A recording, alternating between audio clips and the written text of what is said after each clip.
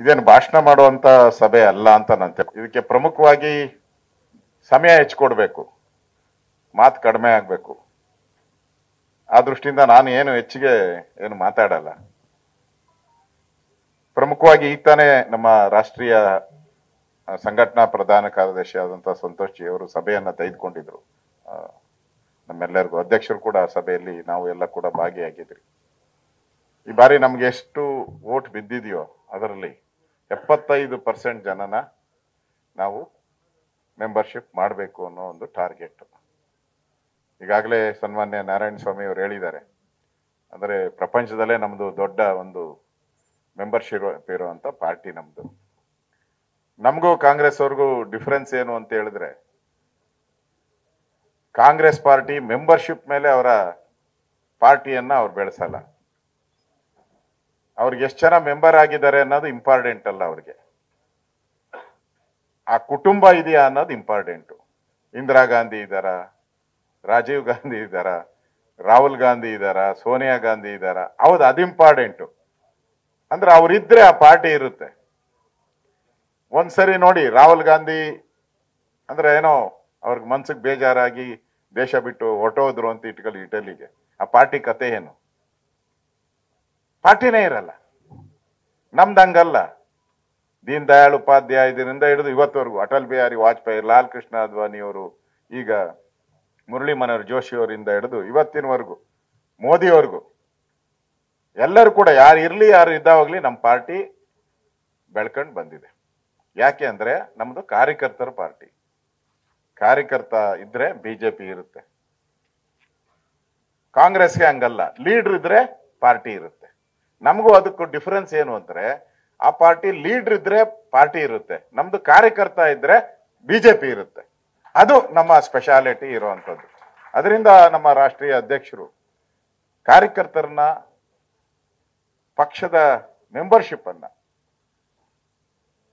ಬಹಳ ವಿಸ್ತೃತವಾಗಿ ಮಾಡುವಂಥದ್ದು ನಮ್ಮ ಜವಾಬ್ದಾರಿ. ಇವತ್ತು ನಾವು ಮಾಡಬೇಕು ಅಂತ ಹೇಳಿದ್ರೆ ನಾವು ಬೀದಿಗೆ ಇಳಿಬೇಕು. ಮೊದಲೆಲ್ಲ ನಾನು ನೋಡಿದ್ದೀನಿ, ನಾನು ಸುಮಾರು 40 ವರ್ಷದಿಂದ ಪಾರ್ಟಿ ಮೊದಲನೇ ಬಾರಿ ಮೆಂಬರ್ ಆದಾಗ ನನ್ಗೆ 40 ವರ್ಷ ಹಿಂದೆ ನಾನು ಪಾರ್ಟಿಯ ಎಕ್ಸಿಕ್ಯೂಟಿವ್ ಮೆಂಬರ್ ಆಗಿ, ತಾಲೂಕು ಅಧ್ಯಕ್ಷ ಆಗಿ, ಜಿಲ್ಲಾ ಅಧ್ಯಕ್ಷ ಆಗಿ ಎಲ್ಲ ನೋಡಿದ್ದೀನಿ ನಾನು. ಅವಾಗ ಮೆಂಬರ್ಶಿಪ್ಗಳು ನಡೀತಾ ಇತ್ತು ಕಾಂಗ್ರೆಸ್ ಅಲ್ಲಿ. ಆಗ 2 ರೂಪಾಯಿ 1 ರೂಪಾಯಿ ಎಲ್ಲ ಮೆಂಬರ್ಶಿಪ್. ಕಾಂಗ್ರೆಸ್ ಅವರು ಒಂದ್ ಕಡೆ ಕೂತ್ಕೊಂಡವ್ರಲ್ಲ, ನನ್ಗೆ ಅವತ್ತು ನಡೀತಾ ಇದ್ದಿದ್ದು. ಅವರೇ 1 ರೂಪಾಯಿ ಹಾಕ್ಬಿಡೋದು. ನಾನ್ ಜಾಸ್ತಿ ಮೆಂಬರ್ ಮಾಡಿದ್ದೀನಿ ಅಂತ ಅವರೇ ದುಡ್ಡು ಕಟ್ಟಿ ಅವರೇ ಎಲ್ಲರ ಹೆಸರು ಬರೆದ್ಬಿಟ್ಟು ಹಾಕ್ಬಿಟ್ಟು ಕೊಟ್ಬಿಡೋರು ಅಷ್ಟೇ. ಅವ್ರಿಗೆ ಹೆಸರಿಗೆ ಬೇಕಾಗಿತ್ತು ಅಷ್ಟೇ. ಕಾಂಗ್ರೆಸ್ ಪಾರ್ಟಿಗೆ ಹೆಸರಿಗೆ ಬೇಕಾಯ್ತು, ನಾವಿಷ್ಟು ಮೆಂಬರ್ ಮಾಡಿದ್ದೀರಿ ಅಂತ ಹೇಳಿ. ಇಲ್ಲ ಹಂಗಲ್ಲ ಇದು ಬಿಜೆಪಿಯಲ್ಲಿ. ಈಗ ನಮ್ಮ ಅಧ್ಯಕ್ಷರು, ರಾಷ್ಟ್ರೀಯ ಅಧ್ಯಕ್ಷರು ಮೆಂಬರ್ಶಿಪ್ಗೆ ಹಣನೂ ಇಟ್ಟಿಲ್ಲ ಈ ಸರಿ. ಮೊದಲೆಲ್ಲ 10 ರೂಪಾಯಿ ಮೆಂಬರ್ಶಿಪ್ ಕೊಡ್ಬೇಕಾಯ್ತು ಮೆಂಬರ್ಶಿಪ್ ಮಾಡೋರ್ಗೆ. ಅದು ಬರ್ಡನ್ ಆಗಬಾರ್ದು, ಈ ಸರಿ ಹೆಚ್ಚು ಮೆಂಬರ್ ಆಗಬೇಕು ಅನ್ನೋ ದೃಷ್ಟಿಯಿಂದ ಮೆಂಬರ್ಶಿಪ್ಗೆ ನೋ ಫೀಸ್, ಆಕ್ಟಿವ್ ಮೆಂಬರ್ಗೆ ಮಾತ್ರ 100 ರೂಪಾಯಿ ಕೊಡಬೇಕು ಅನ್ನೋದು ಈಗಿರುವಂತ ಒಂದು ನಿಯಮಗಳನ್ನ ನಮ್ಮ ರಾಷ್ಟ್ರೀಯ ಅಧ್ಯಕ್ಷರು ಮಾಡಿದ್ದಾರೆ. ಅದಕ್ಕೆ ಆ 10 ರೂಪಾಯಿಯೂ ಇಲ್ಲದೆ ಇರೋದ್ರಿಂದ ನಾವು ಈ ರೀಚ್ ಮಾಡೋಕೆ ಈಸಿ ಆಗೋಯ್ತು. ಮನೆ ಹತ್ರ ಹೋದಾಗ ನಾವು 10 ರೂಪಾಯಿ ಕೊಡಿ ಅಂತ ಹೇಳೋದು ಅದು ಸರಿ ಇರ್ತಾ ಇರಲಿಲ್ಲ. ಸೊ ಮೆಂಬರ್ಶಿಪ್ ಹೆಚ್ಚಾಗ್ಲಿ ಅನ್ನೋ ದೃಷ್ಟಿಯಿಂದ ಮಾಡಿದ್ದಾರೆ. ಬೆಳಗ್ಗೆನೂ ಕೂಡ ನಮ್ಮ ಸಂತೋಷ್ ಜಿ ಅವರು ಹೇಳ್ದಂಗೆ ನಾವು ಹೆಚ್ಚು ಜನನ ರೀಚ್ ಮಾಡಬೇಕು. ಮತ್ತೆ ಕಳೆದ ಬಾರಿ ನಮಗೆ ಯಾವ ಬೂತು ಸಿ ಗ್ರೇಡ್ ಆಗಿದೆ, ಎ ಗ್ರೇಡ್ ಅಲ್ಲ. ಎ ಗ್ರೇಡ್ ಅಲ್ಲಿ ನಾವು ನಮ್ಮ ಯಾವ ಎ ಗ್ರೇಡ್ ಅಂದ್ರೆ ನಮ್ಗೆ ಹೆಚ್ಚು ವೋಟ್ ಬಂದಿರುವಂಥದ್ದು. ಬಿಜೆಪಿಗೆ MP ಎಲೆಕ್ಷನ್ ಅಲ್ಲಿ, MLA ಎಲೆಕ್ಷನ್ ಅಲ್ಲಿ ಹೆಚ್ಚು ವೋಟ್ ಬಂದಿರೋದು ಎ ಗ್ರೇಡು. ಅಲ್ಲಿ ಆಟೋಮೆಟಿಕ್ ಅಲ್ಲಿ ಆಗೋಗ್ಬಿಡುತ್ತೆ, ಹೆಚ್ಚು ಕಾರ್ಯಕರ್ತರು ಇರ್ತಾರೆ, ಆಟೋಮೆಟಿಕ್ ಆಗಿ ಆಗುತ್ತೆ. ಸಿ ಗ್ರೇಡ್ ಬಂದಿರುವಂಥದ್ದು ಎಲ್ಲಿ ನಮ್ಗೆ 3ನೇ ಸ್ಥಾನಕ್ಕೆ ನಾವು ಹೋಗಿದ್ದೀರಿ, ಆ ಸಿ ಗ್ರೇಡ್ ಅಲ್ಲಿ ನಾವು ಹೆಚ್ಚು ಮೆಂಬರ್ಶಿಪ್ ಮಾಡಬೇಕು. ಅವಾಗ ಅವನಿಗೆ ಅನ್ಸಕ್ ಶುರು ಆಗ್ತೈತೆ, ನಾನು ಮೆಂಬರ್ ಆಗಿದ್ದೀನಪ್ಪ. ಅವನು ಸಾಮಾನ್ಯ ಕಾರ್ಯಕರ್ತನೂ ಅಲ್ಲ ಅಂತ ಇಟ್ಕೊಳ್ಳಿ, ಸಾಮಾನ್ಯ ಒಬ್ಬ ಪ್ರಜೆ ಅಂತ ಇಟ್ಕೊಳ್ಳಿ.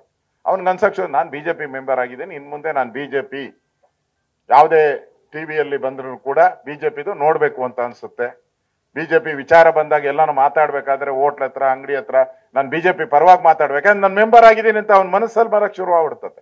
ಆಟೋಮೆಟಿಕಲಿ ಅವನು ಗೊತ್ತಿಲ್ಲದೆ ಅವನು ಬಿಜೆಪಿಯ ಒಂದು ಫ್ಯಾಮಿಲಿ ಮೆಂಬರ್ ಆಗೋಗ್ತಾನೆ, ಕುಟುಂಬದ ಮೆಂಬರ್.